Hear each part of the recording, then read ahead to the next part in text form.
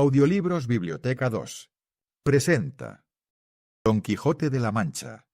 Capítulo 3.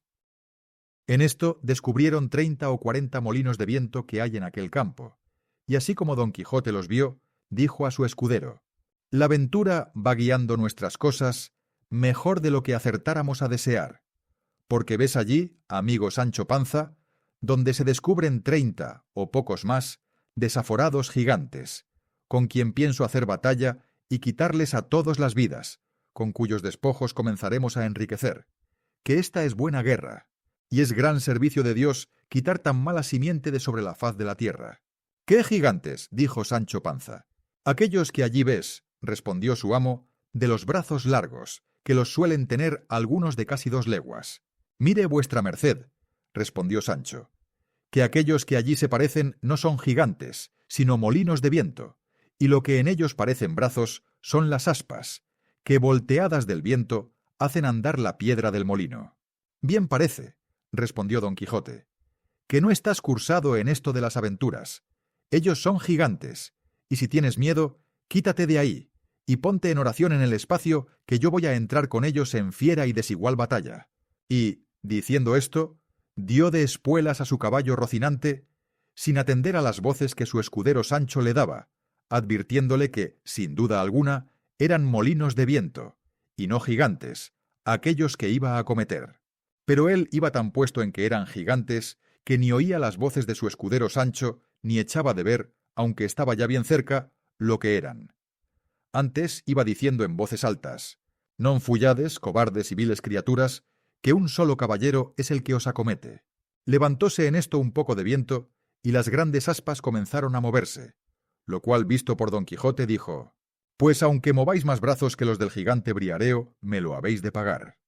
Y en diciendo esto, y encomendándose de todo corazón a su señora Dulcinea, pidiéndole que en tal trance le socorriese, bien cubierto de su rodela, con la lanza en el ristre, arremetió a todo el galope de Rocinante y embistió con el primero molino que estaba delante, y dándole una lanzada en el aspa, la volvió el viento con tanta furia que hizo la lanza pedazos, llevándose tras sí al caballo y al caballero, que fue rodando muy maltrecho por el campo. Acudió Sancho Panza a socorrerle, a todo el correr de su asno, y cuando llegó halló que no se podía menear, tal fue el golpe que dio con él Rocinante. «¡Válame Dios!», dijo Sancho. «¿No le dije yo a vuestra merced que mirase bien lo que hacía, que no eran sino molinos de viento, y no lo podía ignorar, sino quien llevase otros tales en la cabeza?» «Calla, amigo Sancho», respondió Don Quijote, «que las cosas de la guerra, más que otras, están sujetas a continua mudanza. Cuanto más que yo pienso, y es así verdad, que aquel sabio Frestón que me robó el aposento y los libros ha vuelto estos gigantes en molinos por quitarme la gloria de su vencimiento. Tal es la enemistad que me tiene. Mas al cabo, han de poder poco sus malas artes contra la bondad de mi espada». «Dios lo haga como puede», respondió Sancho Panza, y, ayudándole a levantar, tornó a subir sobre Rocinante, que medio despaldado estaba, y hablando en la pasada aventura, siguieron el camino del puerto Lápice, porque allí decía Don Quijote que no era posible dejar de hallarse muchas y diversas aventuras, por ser lugar muy pasajero, sino que iba muy pesaroso por haberle faltado la lanza, y diciéndoselo a su escudero, le dijo: «Yo me acuerdo haber leído que un caballero español, llamado Diego Pérez de Vargas, habiéndosele en una batalla roto la espada, desgajó de una encina un pesado ramo o tronco, y con él hizo tales cosas aquel día, y machacó tantos moros que le quedó por sobrenombre Machuca, y así él como sus descendientes se llamaron, desde aquel día en adelante, Vargas y Machuca. Hete dicho esto, porque de la primera encina o roble que se me depare, pienso desgajar otro tronco tal y tan bueno como aquel, que me imagino y pienso hacer con él tales hazañas, que tú te tengas por bien afortunado de haber merecido venir a Bellas y a ser testigo de cosas que apenas podrán ser creídas». «A la mano de Dios», dijo Sancho, «yo lo creo todo así como vuestra merced lo dice, pero enderécese un poco, que parece que va de medio lado, y debe de ser del molimiento de la caída». «Así es la verdad», respondió Don Quijote, «y si no me quejo del dolor, es porque no es dado a los caballeros andantes quejarse de herida alguna, aunque se le salgan las tripas por ella. Si eso es así, no tengo yo qué replicar, respondió Sancho. Pero sabe Dios, si yo me holgara, que vuestra merced se quejara cuando alguna cosa le doliera. De mí sé decir que me he de quejar del más pequeño dolor que tenga. Si ya no se entiende también con los escuderos de los caballeros andantes eso del no quejarse. No se dejó de reír Don Quijote de la simplicidad de su escudero, y así le declaró que podía muy bien quejarse, como y cuando quisiese, sin gana o con ella, que hasta entonces no había leído cosa en contrario en la orden de caballería. Díjole Sancho que mirase que era hora de comer. Respondióle su amo que por entonces no le hacía menester, que comiese él cuando se le antojase. Con esta licencia se acomodó Sancho lo mejor que pudo sobre su jumento, y sacando de las alforjas lo que en ellas había puesto, iba caminando y comiendo detrás de su amo muy de su espacio, y de cuando en cuando empinaba la bota con tanto gusto que le pudiera envidiar el más regalado bodegonero de Málaga. Y, en tanto que él iba de aquella manera menudeando tragos, no se le acordaba de ninguna promesa que su amo le hubiese hecho, ni tenía por ningún trabajo, sino por mucho descanso, andar buscando las aventuras, por peligrosas que fuesen. En resolución, aquella noche la pasaron entre unos árboles, y del uno de ellos desgajó Don Quijote un ramo seco que casi le podía servir de lanza, y puso en él el hierro que quitó de la que se le había quebrado. Toda aquella noche no durmió Don Quijote, pensando en su señora Dulcinea, por acomodarse a lo que había leído en sus libros, cuando los caballeros pasaban sin dormir muchas noches en las florestas y despoblados, entretenidos con las memorias de sus señoras. No la pasó ansí Sancho Panza, que como tenía el estómago lleno y no de agua de chicoria, de un sueño se la llevó toda, y no fueran parte para despertarle, si su amo no lo llamara, los rayos del sol que le daban en el rostro, ni el canto de las aves, que muchas y muy regocijadamente la venida del nuevo día saludaban. Al levantarse dio un tiento a la bota, y hallóla algo más flaca que la noche antes, y afligiósele el corazón, por parecerle que no llevaban camino de remediar tan presto su falta. No quiso desayunarse Don Quijote, porque, como está dicho, dio en sustentarse de sabrosas memorias. Tornaron a su comenzado camino del Puerto Lápice, y a obra de las 3 del día le descubrieron. «Aquí», dijo en viéndole Don Quijote, «podemos, hermano Sancho Panza, meter las manos hasta los codos en esto que llaman aventuras. Mas advierte que aunque me veas en los mayores peligros del mundo, no has de poner mano a tu espada para defenderme, si ya no vieres que los que me ofenden es canalla y gente baja, que en tal caso bien puedes ayudarme. Pero si fueren caballeros, en ninguna manera te es lícito ni concedido, por las leyes de caballería, que me ayudes, hasta que seas armado caballero». «Por cierto, señor», respondió Sancho, «que vuestra merced sea muy bien obedecido en esto, y más, que yo de mío me soy pacífico y enemigo de meterme en ruidos ni pendencias. Bien es verdad que, en lo que tocare a defender mi persona, no tendré mucha cuenta con esas leyes, pues las divinas y humanas permiten que cada uno se defienda de quien quisiere agraviarle. No digo yo menos», respondió Don Quijote, «pero en esto de ayudarme contra caballeros, has de tener a raya tus naturales ímpetus». «Digo que así lo haré», respondió Sancho, «y que guardaré ese preceto tan bien como el día del domingo». Estando en estas razones, asomaron por el camino 2 frailes de la orden de San Benito, caballeros sobre 2 dromedarios, que no eran más pequeñas 2 mulas en que venían. Traían sus antojos de camino y sus quitasoles. Detrás de ellos venía un coche, con 4 o 5 de a caballo que le acompañaban y 2 mozos de mulas a pie. Venía en el coche, como después se supo, una señora vizcaína, que iba a Sevilla, donde estaba su marido, que pasaba a las Indias con un muy honroso cargo. No venían los frailes con ella, aunque iban el mismo camino. Mas apenas los divisó Don Quijote cuando dijo a su escudero: «O yo me engaño, o esta ha de ser la más famosa aventura que se haya visto. Porque aquellos bultos negros que allí parecen deben de ser, y son sin duda, algunos encantadores que llevan hurtada alguna princesa en aquel coche, y es menester deshacer este tuerto a todo mi poderío». «Peor será esto que los molinos de viento», dijo Sancho. «Mire, señor, que aquellos son frailes de San Benito, y el coche debe de ser de alguna gente pasajera.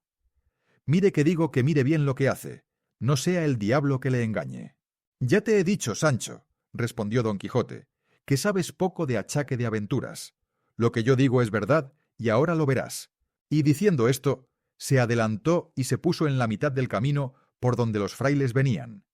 Y en llegando tan cerca, que a él le pareció que le podrían oír lo que dijese, en alta voz dijo: «Gente endiablada y descomunal, dejad luego al punto las altas princesas que en ese coche lleváis forzadas. Si no, aparejaos a recibir presta muerte, por justo castigo de vuestras malas obras». Detuvieron los frailes las riendas, y quedaron admirados, así de la figura de Don Quijote como de sus razones, a las cuales respondieron: «Señor caballero, nosotros no somos endiablados ni descomunales, sino dos religiosos de San Benito que vamos nuestro camino, y no sabemos si en este coche vienen, o no, ningunas forzadas princesas. Para conmigo no hay palabras blandas, que ya yo os conozco, fementida canalla», dijo Don Quijote. Y, sin esperar más respuesta, picó a Rocinante, y la lanza baja arremetió contra el primero fraile, con tanta furia y denuedo que si el fraile no se dejara caer de la mula, él le hiciera venir al suelo mal de su grado, y aún malferido si no cayera muerto. El segundo religioso, que vio del modo que trataban a su compañero, puso piernas al castillo de su buena mula, y comenzó a correr por aquella campaña más ligero que el mesmo viento. Sancho Panza, que vio en el suelo al fraile, apeándose ligeramente de su asno, arremetió a él y le comenzó a quitar los hábitos. Llegaron en esto dos mozos de los frailes y preguntáronle que por qué le desnudaba. Respondióles Sancho que aquello le tocaba a él legítimamente, como despojos de la batalla que su señor Don Quijote había ganado. Los mozos, que no sabían de burlas, ni entendían aquello de despojos ni batallas, viendo que ya Don Quijote estaba desviado de allí, hablando con las que en el coche venían, arremetieron con Sancho y dieron con él en el suelo, y sin dejarle pelo en las barbas, le molieron a coces y le dejaron tendido en el suelo sin aliento ni sentido. Y, sin detenerse un punto, tornó a subir el fraile, todo temeroso y acobardado y sin color en el rostro. Y cuando se vio a caballo, picó tras su compañero, que un buen espacio de allí le estaba aguardando, y esperando en qué paraba aquel sobresalto. Y sin querer aguardar el fin de todo aquel comenzado suceso, siguieron su camino, haciéndose más cruces que si llevaran al diablo a las espaldas. Don Quijote estaba, como se ha dicho, hablando con la señora del coche, diciéndole: «La vuestra fermosura, señora mía, puede facer de su persona lo que más le viniere en talante, porque ya la soberbia de vuestros robadores yace por el suelo, derribada por este mi fuerte brazo. Y porque no penéis por saber el nombre de vuestro libertador, sabed que yo me llamo Don Quijote de la Mancha, caballero andante y aventurero, y cautivo de la sin par y hermosa doña Dulcinea del Toboso. Y en pago del beneficio que de mí habéis recibido, no quiero otra cosa sino que volváis al Toboso, y que de mi parte os presentéis ante esta señora y le digáis lo que por vuestra libertad he fecho». Todo esto que Don Quijote decía, escuchaba un escudero de los que el coche acompañaban, que era vizcaíno, el cual, viendo que no quería dejar pasar el coche adelante, sino que decía que luego había de dar la vuelta al Toboso, se fue para Don Quijote y, asiéndole de la lanza, le dijo en mala lengua castellana y peor vizcaína de esta manera: «Anda, caballero, que mal andes. Por el Dios que crióme, que si no dejas coche, así te matas como estás ahí, vizcaíno». Entendióle muy bien Don Quijote, y con mucho sosiego le respondió: «Si fueras caballero, como no lo eres, ya yo hubiera castigado tu sandez y atrevimiento, cautiva criatura». A lo cual replicó el vizcaíno: «¿Yo no, caballero? Juro a Dios tan mientes como cristiano. Si lanza arrojas y espada sacas, el agua cuán presto verás que al gato llevas. Vizcaíno por tierra, hidalgo por mar, hidalgo por el diablo, y mientes que miras y otra dices cosa». «Ahora lo veredes», dijo Agrajes, respondió Don Quijote, y, arrojando la lanza en el suelo, sacó su espada y embrazó su rodela, y arremetió al vizcaíno con determinación de quitarle la vida. El vizcaíno, que así le vio venir, aunque quisiera apearse de la mula, que por ser de las malas de alquiler no había que fiar en ella, no pudo hacer otra cosa sino sacar su espada. Pero avínole bien que se halló junto al coche, de donde pudo tomar una almohada que le sirvió de escudo,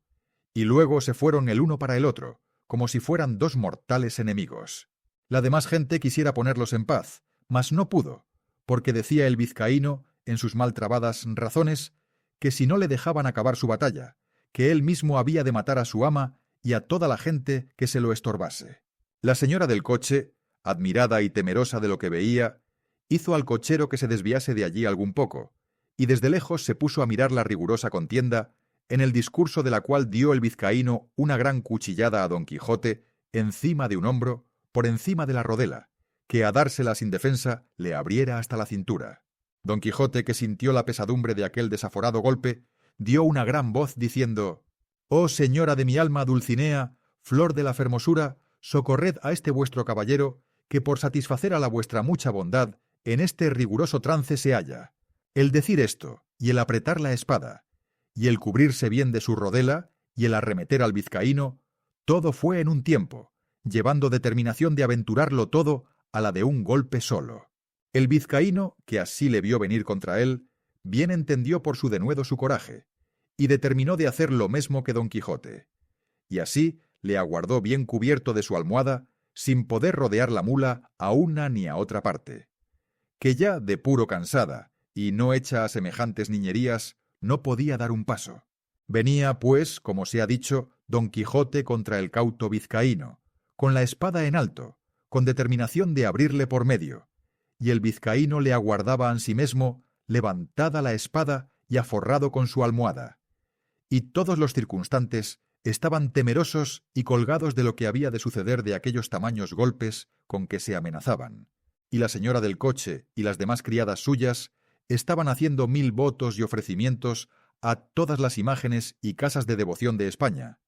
porque Dios librase a su escudero y a ellas de aquel tan grande peligro en que se hallaban. Pero está el daño de todo esto que en este punto y término deja pendiente el autor de esta historia esta batalla, disculpándose que no halló más escrito de estas hazañas de Don Quijote de las que deja referidas. Bien es verdad que el segundo autor de esta obra no quiso creer que tan curiosa historia estuviese entregada a las leyes del olvido, ni que hubiesen sido tan poco curiosos los ingenios de la Mancha que no tuviesen en sus archivos o en sus escritorios algunos papeles que de este famoso caballero tratasen. Y así, con esta imaginación, no se desesperó de hallar el fin de esta apacible historia, el cual, siéndole el cielo favorable, le halló del modo que se contará en la segunda parte. Dejamos en la primera parte de esta historia al valeroso vizcaíno y al famoso Don Quijote con las espadas altas y desnudas, en guisa de descargar 2 furibundos fendientes, tales que si en lleno se acertaban, por lo menos se dividirían y fenderían de arriba abajo y abrirían como una granada, y que en aquel punto tan dudoso paró y quedó destroncada tan sabrosa historia, sin que nos diese noticia su autor dónde se podría hallar lo que déla faltaba. Causóme esto mucha pesadumbre, porque el gusto de haber leído tan poco se volvía en disgusto, de pensar el mal camino que se ofrecía para hallar lo mucho que, a mi parecer, faltaba de tan sabroso cuento. Parecióme cosa imposible, y fuera de toda buena costumbre, que a tan buen caballero le hubiese faltado algún sabio que tomara a cargo el escribir sus nunca vistas hazañas, cosa que no faltó a ninguno de los caballeros andantes, de los que dicen las gentes que van a sus aventuras, porque cada uno de ellos tenía 1 o 2 sabios, como de molde, que no solamente escribían sus hechos, sino que pintaban sus más mínimos pensamientos y niñerías, por más escondidas que fuesen. Y no había de ser tan desdichado tan buen caballero que le faltase a él lo que sobró a Platir y a otros semejantes. Y así no podía inclinarme a creer que tan gallarda historia hubiese quedado manca y estropeada. Y echaba la culpa a la malignidad del tiempo, devorador y consumidor de todas las cosas, el cual o la tenía oculta o consumida. Por otra parte, me parecía que, pues entre sus libros se habían hallado tan modernos como Desengaño de celos y ninfas y pastores de Henares, que también su historia debía de ser moderna, y que ya que no estuviese escrita, estaría en la memoria de la gente de su aldea y de las a ella circunvecinas. Esta imaginación me traía confuso y deseoso de saber, real y verdaderamente, toda la vida y milagros de nuestro famoso español Don Quijote de la Mancha, luz y espejo de la caballería manchega, y el primero que en nuestra edad y en estos tan calamitosos tiempos se puso al trabajo y ejercicio de las andantes armas, y al desfacer agravios, socorrer viudas, amparar doncellas, de aquellas que andaban con sus azotes y palafrenes y con toda su virginidad a cuestas, de monte en monte y de valle en valle, que si no era que algún follón, o algún villano de hacha y capellina, o algún descomunal gigante las forzaba, doncella hubo en los pasados tiempos que, al cabo de 80 años, que en todos ellos no durmió un día debajo de tejado, y se fue tan entera a la sepultura como la madre que la había parido. Digo, pues, que por estos y otros muchos respetos es digno nuestro gallardo Quijote de continuas y memorables alabanzas, y aun a mí no se me deben negar, por el trabajo y diligencia que puse en buscar el fin de esta agradable historia. Aunque bien sé que si el cielo, el caso y la fortuna no me ayudan, el mundo quedará falto y sin el pasatiempo y gusto que bien casi 2 horas podrá tener el que con atención la leyere. Pasó pues el hallarla en esta manera. Estando yo un día en el Alcaná de Toledo, llegó un muchacho a vender unos cartapacios y papeles viejos a un sedero. Y como yo soy aficionado a leer, aunque sean los papeles rotos de las calles, llevado desta mi natural inclinación, tomé un cartapacio de los que el muchacho vendía, y vile con caracteres que conocí ser arábigos. Y puesto que, aunque los conocía, no los sabía leer, anduve mirando si parecía por allí algún morisco aljamiado que los leyese. Y no fue muy dificultoso hallar intérprete semejante, pues, aunque le buscara de otra mejor y más antigua lengua, le hallara. En fin, la suerte me deparó uno que, diciéndole mi deseo y poniéndole el libro en las manos, le abrió por medio, y leyendo un poco en él, se comenzó a reír. Preguntéle yo que de qué se reía, y respondióme que de una cosa que tenía aquel libro escrita en el margen por anotación. Díjele que me la dijese, y él, sin dejar la risa, dijo: «Está, como he dicho, aquí en el margen escrito esto. Esta Dulcinea del Toboso, tantas veces en esta historia referida, dicen que tuvo la mejor mano para salar puercos que otra mujer de toda la Mancha». Cuando yo oí decir Dulcinea del Toboso, quedé atónito y suspenso, porque luego se me representó que aquellos cartapacios contenían la historia de Don Quijote. Con esta imaginación le di priesa que leyese el principio, y haciéndolo ansí, volviendo de improviso el arábigo en castellano, dijo que decía: «Historia de Don Quijote de la Mancha, escrita por Cide Hamete Benengeli, historiador arábigo. Mucha discreción fue menester para disimular el contento que recibí cuando llegó a mis oídos el título del libro. Y salteándosele al sedero, compré al muchacho todos los papeles y cartapacios por medio real,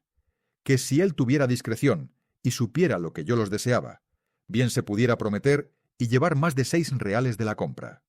Apartéme luego con el morisco por el claustro de la iglesia mayor, y roguéle me volviese aquellos cartapacios, todos los que trataban de Don Quijote, en lengua castellana, sin quitarles ni añadirles nada, ofreciéndole la paga que él quisiese. Contentóse con 2 arrobas de pasas y 2 fanegas de trigo,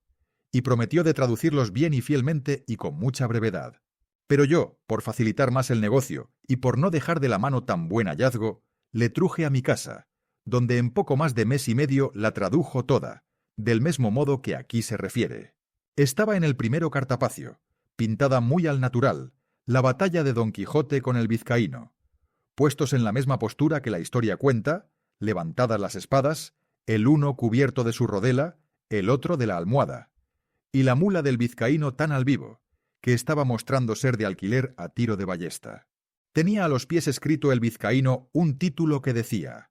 Don Sancho de Azpetia, que sin duda debía de ser su nombre, y a los pies de Rocinante estaba otro que decía: Don Quijote. Estaba Rocinante maravillosamente pintado, tan largo y tendido, tan atenuado y flaco, con tanto espinazo, tan ético confirmado, que mostraba bien al descubierto con cuánta advertencia y propiedad se le había puesto el nombre de Rocinante. Junto a él estaba Sancho Panza, que tenía del cabestro a su asno, a los pies del cual estaba otro rétulo que decía: Sancho Zancas, y debía de ser que tenía, a lo que mostraba la pintura, la barriga grande, el talle corto y las zancas largas. Y por esto se le debió de poner nombre de Panza y de Zancas, que con estos 2 sobrenombres le llama algunas veces la historia. Otras algunas menudencias había que advertir, pero todas son de poca importancia, y que no hacen al caso a la verdadera relación de la historia. Que ninguna es mala como sea verdadera. Si a ésta se le puede poner alguna objeción cerca de su verdad, no podrá ser otra sino haber sido su autor arábigo, siendo muy propio de los de aquella nación ser mentirosos, aunque por ser tan nuestros enemigos, antes se puede entender haber quedado falto en ella que demasiado. Y ansí me parece a mí, pues, cuando pudiera y debiera extender la pluma en las alabanzas de tan buen caballero, parece que de industria las pasa en silencio. Cosa mal hecha y peor pensada, habiendo y debiendo ser los historiadores puntuales, verdaderos y no nada apasionados, y que ni el interés ni el miedo, el rancor ni la afición, no les hagan torcer del camino de la verdad,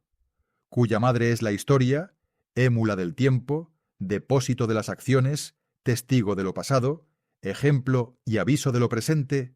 advertencia de lo porvenir. En esta sé que se hallará todo lo que se acertare a desear en la más apacible. Y si algo bueno en ella faltare, para mí tengo que fue por culpa del galgo de su autor, antes que por falta del sujeto. En fin, su segunda parte, siguiendo la traducción, comenzaba de esta manera. Puestas y levantadas en alto, las cortadoras espadas de los dos valerosos y enojados combatientes, no parecía sino que estaban amenazando al cielo, a la tierra y al abismo. Tal era el denuedo y continente que tenían. Y el primero que fue a descargar el golpe fue el colérico vizcaíno, el cual fue dado con tanta fuerza y tanta furia, que a no volvérsele la espada en el camino, aquel solo golpe fuera bastante para dar fin a su rigurosa contienda y a todas las aventuras de nuestro caballero. Mas la buena suerte, que para mayores cosas le tenía guardado, torció la espada de su contrario, de modo que, aunque le acertó en el hombro izquierdo, no le hizo otro daño que desarmarle todo aquel lado, llevándole de camino gran parte de la celada con la mitad de la oreja. Que todo ello con espantosa ruina vino al suelo, dejándole muy maltrecho. Válame Dios, ¿y quién será aquel que buenamente pueda contar ahora la rabia que entró en el corazón de nuestro manchego, viéndose parar de aquella manera? No se diga más, sino que fue de manera que se alzó de nuevo en los estribos, y apretando más la espada en las dos manos, con tal furia descargó sobre el vizcaíno, acertándole de lleno sobre la almohada y sobre la cabeza, que sin ser parte tan buena defensa, como si cayera sobre él una montaña, comenzó a echar sangre por las narices, y por la boca y por los oídos, y a dar muestras de caer de la mula abajo, de donde cayera sin duda si no se abrazara con el cuello. Pero con todo eso, sacó los pies de los estribos y luego soltó los brazos, y la mula, espantada del terrible golpe, dio a correr por el campo, y a pocos corcovos dio con su dueño en tierra. Estábaselo con mucho sosiego mirando Don Quijote, y como lo vio caer, saltó de su caballo y con mucha ligereza se llegó a él, y poniéndole la punta de la espada en los ojos, le dijo que se rindiese, sino que le cortaría la cabeza. Estaba el vizcaíno tan turbado que no podía responder palabra. Y él lo pasara mal, según estaba ciego Don Quijote, si las señoras del coche, que hasta entonces, con gran desmayo habían mirado la pendencia, no fueran a donde estaba, y le pidieran con mucho encarecimiento les hiciese tan gran merced y favor de perdonar la vida a aquel su escudero, a lo cual Don Quijote respondió con mucho entono y gravedad: «Por cierto, fermosas señoras, yo soy muy contento de hacer lo que me pedís, mas ha de ser con una condición y concierto, y es que este caballero me ha de prometer de ir al lugar del Toboso y presentarse de mi parte ante la sin par doña Dulcinea, para que ella haga dél lo que más fuere de su voluntad». La temerosa y desconsolada señora, sin entrar en cuenta de lo que Don Quijote pedía, y sin preguntar quién Dulcinea fuese, le prometió que el escudero haría todo aquello que de su parte le fuese mandado. Pues en fe de esa palabra, yo no le haré más daño, puesto que me lo tenía bien merecido. Ya en este tiempo se había levantado Sancho Panza, algo maltratado de los mozos de los frailes, y había estado atento a la batalla de su señor Don Quijote, y rogaba a Dios en su corazón fuese servido de darle vitoria y que en ella ganase alguna ínsula de donde le hiciese gobernador, como se lo había prometido. Viendo, pues, ya acabada la pendencia y que su amo volvía a subir sobre Rocinante, llegó a tenerle el estribo, y antes que subiese, se hincó de rodillas delante de él, y asiéndole de la mano, se la besó y le dijo: «Sea vuestra merced servido, señor Don Quijote mío, de darme el gobierno de la ínsula que en esta rigurosa pendencia se ha ganado, que por grande que sea, yo me siento con fuerzas de saberla gobernar tal y tan bien como otro que haya gobernado ínsulas en el mundo». A lo cual respondió Don Quijote: «Advertid, hermano Sancho, que esta aventura y las a esta semejantes no son aventuras de ínsulas, sino de encrucijadas, en las cuales no se gana otra cosa que sacar rota la cabeza o una oreja menos. Tened paciencia, que aventuras se ofrecerán donde no solamente os pueda hacer gobernador, sino más adelante. Agradecióselo mucho Sancho, y besándole otra vez la mano y la falda de la loriga, le ayudó a subir sobre Rocinante.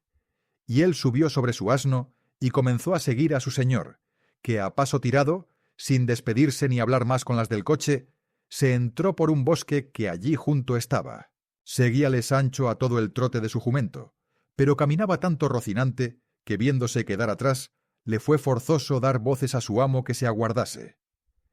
Hízolo así Don Quijote, teniendo las riendas a Rocinante hasta que llegase su cansado escudero, el cual en llegando le dijo: «Paréceme, señor, que sería acertado irnos a retraer a alguna iglesia, que según quedó maltrecho aquel con quien os combatistes, no será mucho que den noticia del caso a la Santa Hermandad y nos prendan, y a fe que si lo hacen, que primero que salgamos de la cárcel, que nos ha de sudar el hopo». «Calla», dijo Don Quijote, «¿y dónde has visto tú, o leído jamás, que caballero andante haya sido puesto ante la justicia por más homicidios que hubiese cometido?» «Yo no sé nada de homecillos», respondió Sancho, «ni en mi vida le caté a ninguno. Solo sé que la Santa Hermandad tiene que ver con los que pelean en el campo, y en esotro no me entremeto». «Pues no tengas pena, amigo», respondió Don Quijote, «que yo te sacaré de las manos de los caldeos, cuanto más de las de la Hermandad. Pero dime, por tu vida, ¿has visto más valeroso caballero que yo en todo lo descubierto de la tierra? ¿Has leído en historias otro que tenga ni haya tenido más brío en acometer, más aliento en el perseverar, más destreza en el herir, ni más maña en el derribar?» «La verdad sea», respondió Sancho, «que yo no he leído ninguna historia jamás, porque ni sé leer ni escribir. Mas lo que os haré apostar es que más atrevido amo que vuestra merced yo no le he servido en todos los días de mi vida, y quiera Dios que estos atrevimientos no se paguen donde tengo dicho. Lo que le ruego a vuestra merced es que se cure, que le va mucha sangre de esa oreja, que aquí traigo hilas y un poco de ungüento blanco en las alforjas». «Todo eso fuera bien excusado», respondió Don Quijote, «si a mí se me acordara de hacer una redoma del bálsamo de Fierabrás, que con sola una gota se ahorraran tiempo y medicinas». «¿Qué redoma y qué bálsamo es ese?», dijo Sancho Panza. «Es un bálsamo», respondió Don Quijote, «de quien tengo la receta en la memoria, con el cual no hay que tener temor a la muerte, ni hay pensar morir de ferida alguna. Y ansí, cuando yo le haga y te le dé, no tienes más que hacer sino que, cuando vieres que en alguna batalla me han partido por medio del cuerpo, como muchas veces suele acontecer, bonitamente la parte del cuerpo que hubiere caído en el suelo, y con mucha sotileza, antes que la sangre se hiele, la pondrás sobre la otra mitad que quedare en la silla, advirtiendo de encajallo igualmente y al justo. Luego me darás a beber solos 2 tragos del bálsamo que he dicho, y verásme quedar más sano que una manzana. Si eso hay», dijo Panza, «yo renuncio desde aquí el gobierno de la prometida ínsula, y no quiero otra cosa, en pago de mis muchos y buenos servicios, sino que vuestra merced me dé la receta de ese extremado licor, que para mí tengo que valdrá la onza a donde quiera más de a 2 reales, y no he menester yo más para pasar esta vida honrada y descansadamente. Pero es de saber agora si tiene mucha costa el hacelle». «Con menos de 3 reales se pueden hacer 3 azumbres», respondió Don Quijote. «Pecador de mí», replicó Sancho, «pues a qué aguarda vuestra merced a hacelle y a enseñármele». «Calla, amigo», respondió Don Quijote, «que mayores secretos pienso enseñarte y mayores mercedes hacerte. Y por agora curémonos, que la oreja me duele más de lo que yo quisiera». Sacó Sancho de las alforjas hilas y ungüento. Mas cuando Don Quijote llegó a ver rota su celada, pensó perder el juicio, y puesta la mano en la espada y alzando los ojos al cielo, dijo: «Yo hago juramento al Criador de todas las cosas y a los santos 4 evangelios, donde más largamente están escritos, de hacer la vida que hizo el grande marqués de Mantua cuando juró de vengar la muerte de su sobrino Baldovinos, que fue de no comer pan a manteles, ni con su mujer folgar, y otras cosas que aunque dellas no me acuerdo, las doy aquí por expresadas, hasta tomar entera venganza del que tal desaguisado me fizo». Oyendo esto Sancho le dijo: «Advierta vuestra merced, señor Don Quijote, que si el caballero cumplió lo que se le dejó ordenado de irse a presentar ante mi señora Dulcinea del Toboso, ya habrá cumplido con lo que debía, y no merece otra pena si no comete nuevo delito. Has hablado y apuntado muy bien, respondió don Quijote, y así anulo el juramento en cuanto lo que toca a tomar dél nueva venganza, pero hágole y confírmole de nuevo de hacer la vida que he dicho, hasta tanto que quite por fuerza otra celada tal y tan buena como ésta a algún caballero. Y no pienses, Sancho, que así a humo de pajas hago esto, que bien tengo a quien imitar en ello, que esto mesmo pasó, al pie de la letra, sobre el yelmo de Mambrino, que tan caro le costó a Sacripante. —Que dé al diablo vuestra merced tales juramentos, señor mío —replicó Sancho—, que son muy en daño de la salud y muy en perjuicio de la conciencia. Si no, dígame ahora, si acaso en muchos días no topamos hombre armado con celada, ¿qué hemos de hacer? ¿Hase de cumplir el juramento, a despecho de tantos inconvenientes e incomodidades, como será el dormir vestido y el no dormir en poblado, y otras 1000 penitencias que contenía el juramento de aquel loco viejo, del marqués de Mantua, que vuestra merced quiere revalidar ahora? Mire vuestra merced bien, que por todos estos caminos no andan hombres armados, sino arrieros y carreteros, que no sólo no traen celadas, pero quizá no las han oído nombrar en todos los días de su vida. —Engañaste en eso —dijo don Quijote—,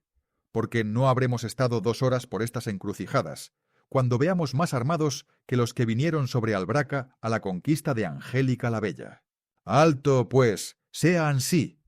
—dijo Sancho—, y a Dios prazga que nos suceda bien, y que se llegue ya el tiempo de ganar esta ínsula que tan cara me cuesta, y muérame yo luego.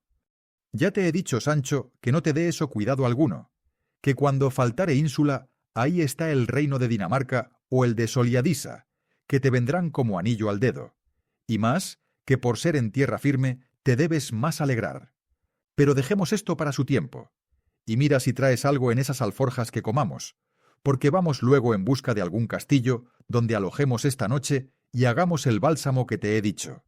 porque yo te voto a Dios que me va doliendo mucho la oreja. Aquí traigo una cebolla y un poco de queso y no sé cuántos mendrugos de pan, dijo Sancho, pero no son manjares que pertenecen a tan valiente caballero como vuestra merced. —¡Qué mal lo entiendes! —respondió don Quijote—. Hágote saber, Sancho, que es honra de los caballeros andantes no comer en un mes, y ya que coman, sea de aquello que hallaren más a mano. Y esto se te hiciera cierto si hubieras leído tantas historias como yo, que aunque han sido muchas, en todas ellas no he hallado hecha relación de que los caballeros andantes comiesen, si no era acaso y en algunos suntuosos banquetes que les hacían, y los demás días se los pasaban en flores. Y, aunque se deja entender que no podían pasar sin comer y sin hacer todos los otros menesteres naturales, porque en efecto eran hombres como nosotros, hase de entender también que, andando lo más del tiempo de su vida por las florestas y despoblados, y sin cocinero, que su más ordinaria comida sería de viandas rústicas, tales como las que tú ahora me ofreces. Así que, Sancho amigo, no te congoje lo que a mí me da gusto, ni querrás tú hacer mundo nuevo, ni sacar la caballería andante de sus quicios. —Perdóneme vuestra merced —dijo Sancho—, que como yo no sé leer ni escribir, como otra vez he dicho, no sé ni he caído en las reglas de la profesión caballeresca, y de aquí adelante yo proveeré las alforjas de todo género de fruta seca para vuestra merced, que es caballero, y para mí las proveeré, pues no lo soy, de otras cosas volátiles y de más sustancia. No digo yo, Sancho —replicó don Quijote—, que sea forzoso a los caballeros andantes no comer otra cosa sino esas frutas que dices, sino que su más ordinario sustento debía de ser dellas, y de algunas hierbas que hallaban por los campos, que ellos conocían y yo también conozco. —Virtudes —respondió Sancho—, conocer esas hierbas,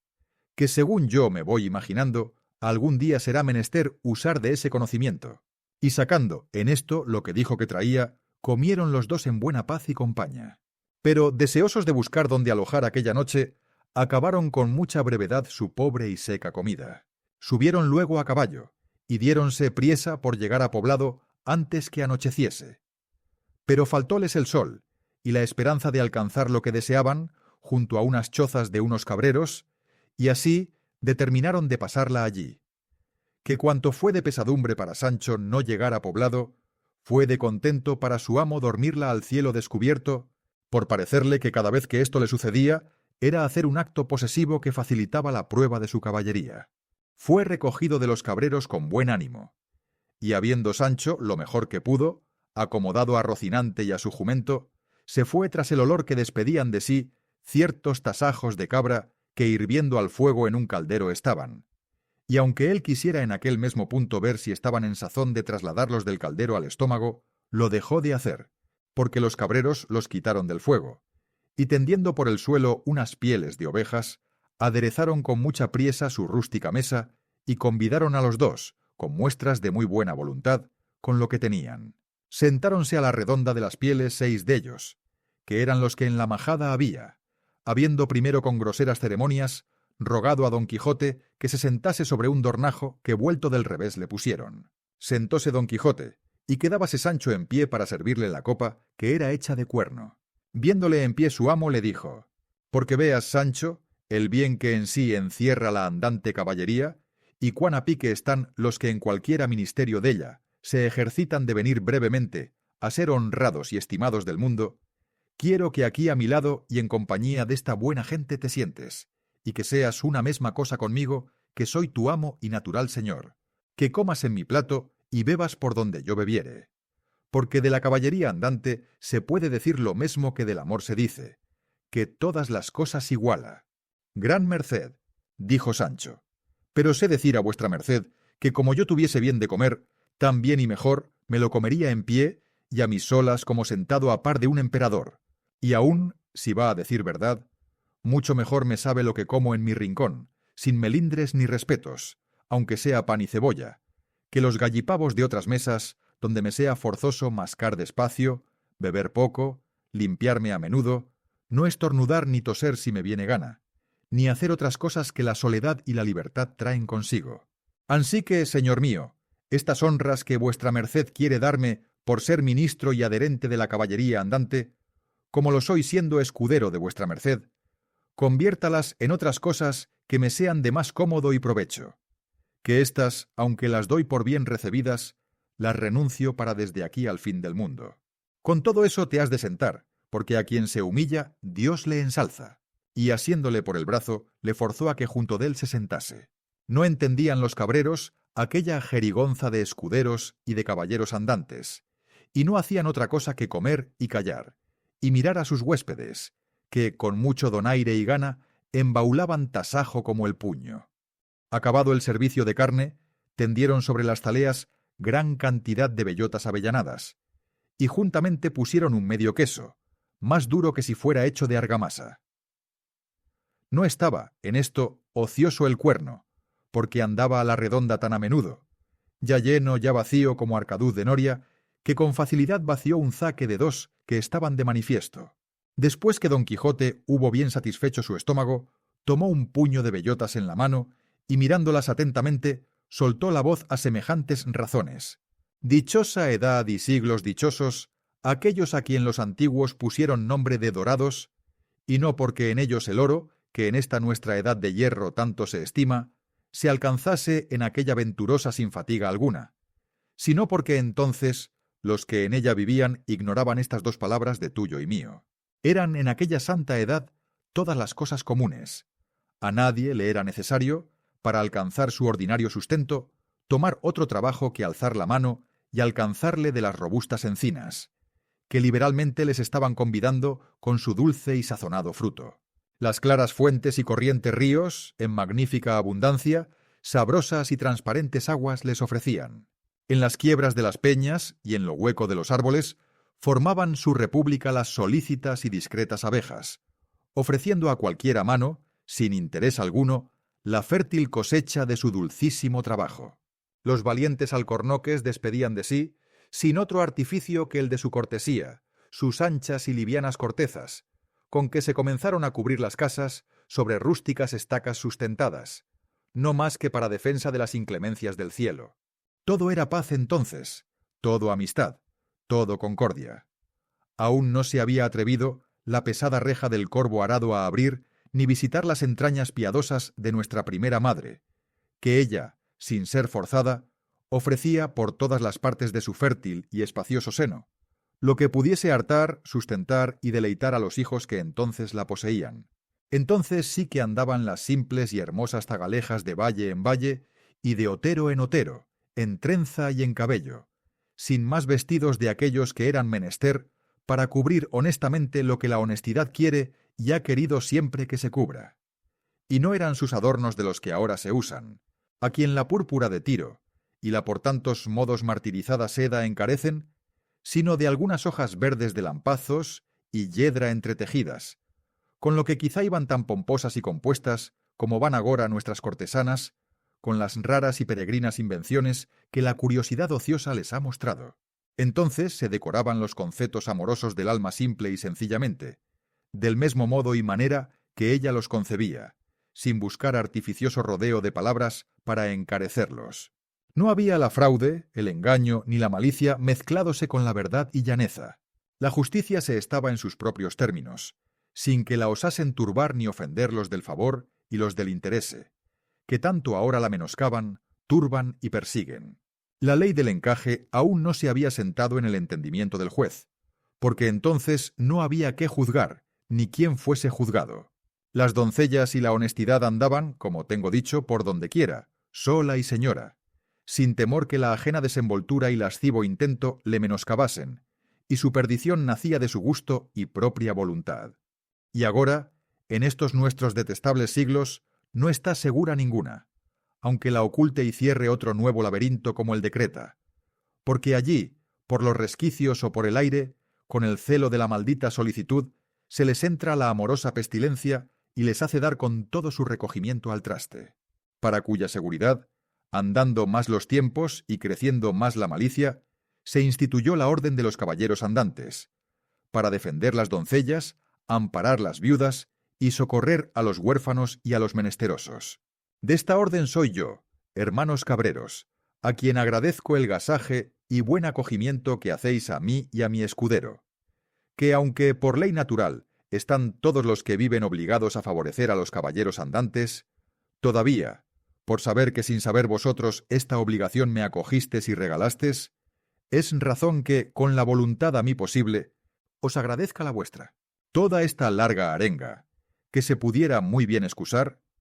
dijo nuestro caballero, porque las bellotas que le dieron le trujeron a la memoria la edad dorada, y antojósele hacer aquel inútil razonamiento a los cabreros, que sin respondelle palabra, embobados y suspensos, le estuvieron escuchando. Sancho, asimesmo, callaba y comía bellotas, y visitaba muy a menudo el segundo zaque, que porque se enfriase el vino, le tenían colgado de un alcornoque. Más tardó en hablar Don Quijote que en acabarse la cena, al fin de la cual uno de los cabreros dijo: